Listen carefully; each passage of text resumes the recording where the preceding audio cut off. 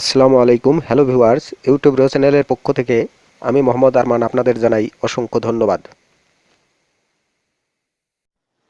তো ভিউয়ার্স দেখেন, আজ আমি আপনাদের সামনে আইপিএস তৈরি পার্ট 3 পর পার্ট 4 নিয়ে এসেছি। আজ আমি পূর্বের ন্যায় দেখাবো ধারাবাহিকভাবে একের পর এক কিভাবে কার্য সমাধান করতে হয়। তো এখন আমি যে কাজটি করব, এসি সার্কিটে এসি ইনপুটের পর এখন আমি চার্জিংয়ের অর্থাৎ 150 ভোল্টের যে তারটা সেটা আমি সার্কিটে লাগিয়ে নেব। এই তারটা আমার চার্জিংয়ের জন্য কাজে লাগবে। তো আমি সোল্ডারিংটা ভালোভাবে করে নিলাম।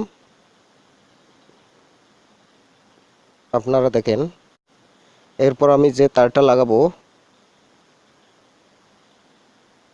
দেখেন সার্কিটের মধ্যে লেখা আছে 260 ভোল্ট, অর্থাৎ ট্রান্সফরমারের আউটপুটে যে তারটা লাগানো হবে সেটা হবে 260 ভোল্ট, অর্থাৎ ট্রান্সফরমারের শেষ প্রান্তে।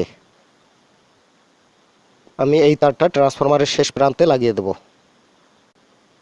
ট্রান্সফরমারের শুরুতে আমি লাগাবো নিউট্রাল এবং একেবারে শেষ প্রান্তে লাগাবো 260 ভোল্টের যে তারটা সার্কিটে লাগালাম সেটা।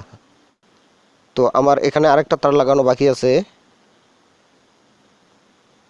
যেটার থেকে আমার আইপিএস থেকে কারেন্ট বাহির হবে সেই তারটা লাগাবো, অর্থাৎ আউটপুটের তারটা লাগাবো। দেখেন 3 পিন পাওয়ার সকেটের আউট প্রান্ত থেকে, অর্থাৎ 3 পিন পাওয়ার সকেটের যেটা আমি আউট করেছি ফিউজ হোল্ডার থেকে, 3 পিন পাওয়ার সকেটে যে তারটা আমি আউট করেছি সেই তারটা আমি এখন সার্কিটের আউট এই যে এই পয়েন্টে লাগিয়ে দেব। তো তারটা আমি এখানে ঢুকিয়ে নেই। তো একটা জিনিস আপনাদেরকে বারবার বলতেছি, সোল্ডারিংটা আমাকে ভালোভাবে করতে হবে। তো আপনারাও অবশ্যই সোল্ডারিংটা ভালোভাবে করে নেবেন। আমার তার লাগানো শেষ।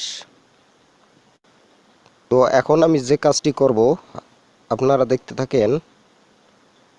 আমি সার্কিটের মধ্যে যে 12 ভোল্ট পাওয়ার সাপ্লাই, অর্থাৎ ব্যাটারির থেকে যে 12 ভোল্ট সাপ্লাইটা দেব, এই যে এই জায়গার মধ্যে আমি 12 ভোল্ট ব্যাটারির 12 ভোল্ট পাওয়ার সাপ্লাই তারটা লাগিয়ে নেব।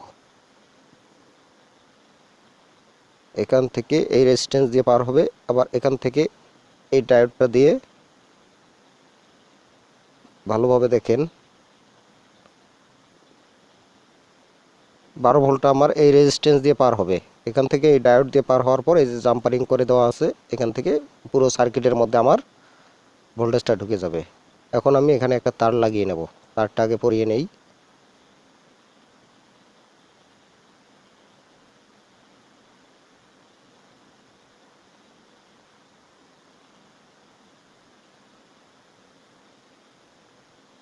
তারটা পরিয়ে আমি তারটা ভালোভাবে সোল্ডারিং করে দেব। সোল্ডারিং হয়ে গেছে।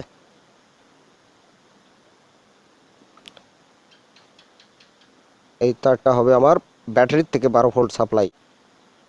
সার্কিট থেকে 4টা তার, মোট 4টা তার লাগানো হয়েছে, একটা আউট একটা ইন। একটা তার চার্জিংয়ের জন্য, আর একটা তার 260 ভোল্ট।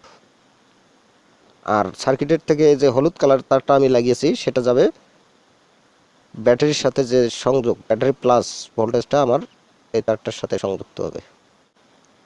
এখন দেখেন এই যে এখানে যে পিনগুলো দেওয়া আছে, আমি আপনাদের সুবিধার্থে আবার ভালোভাবে দেখাচ্ছি। এখানে টোটালে 6টা পিন দেওয়া আছে। এর প্রত্যেকটা পিনের কাজ আমি ধারাবাহিকভাবে আপনাদের বলবো। এই যে এখানে 2টো পিন দেওয়া আছে, এটা ফ্যানের জন্য, কুলিং ফ্যানের জন্য। এই যে এই তারটা লাগবে এই কুলিং ফ্যানে। সার্কিটের মধ্যে 18 ভোল্ট দেওয়ার জন্য আমি এই 9 ভোল্টের ট্রান্সফরমারটা ব্যবহার করব। হয়তো আপনার মনে প্রশ্ন থাকতে পারে 9 ভোল্টের ট্রান্সফরমার থেকে কিভাবে 18 ভোল্ট বের হয়। তো এখানে দেখেন যে 3টা তার, মাঝের তারটা যদি আমি বাদ দিই, মাঝের তারটা কমন, মাঝের তারটার থেকে যে কোনো এক সাইডে 9 ভোল্ট, আবার অপর সাইডে 9 ভোল্ট, দুই প্রান্ত 18 ভোল্ট। তো আমি মাঝের তারটা কেটে দিলাম। এখন আমি দুই প্রান্ত থেকে আমি 18 ভোল্ট পাবো এই 9 ভোল্টের ট্রান্সফরমার থেকে। যেহেতু তারটা কেটে দিলাম, এখন আমার ট্রান্সফরমারটা আর 9 ভোল্ট নেই, এখন হবে এটা 18 ভোল্ট। এখন ট্রান্সফরমারটা আমি স্ক্রু দিয়ে আটকিয়ে দেব। তো দেখেন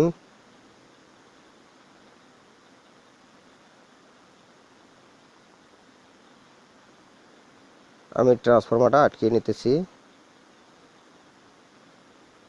আর সব সময় একটা জিনিস মনে রাখবেন, প্রত্যেকটা নাট বা স্ক্রু ভালোভাবে টাইট দিয়ে নিতে হবে।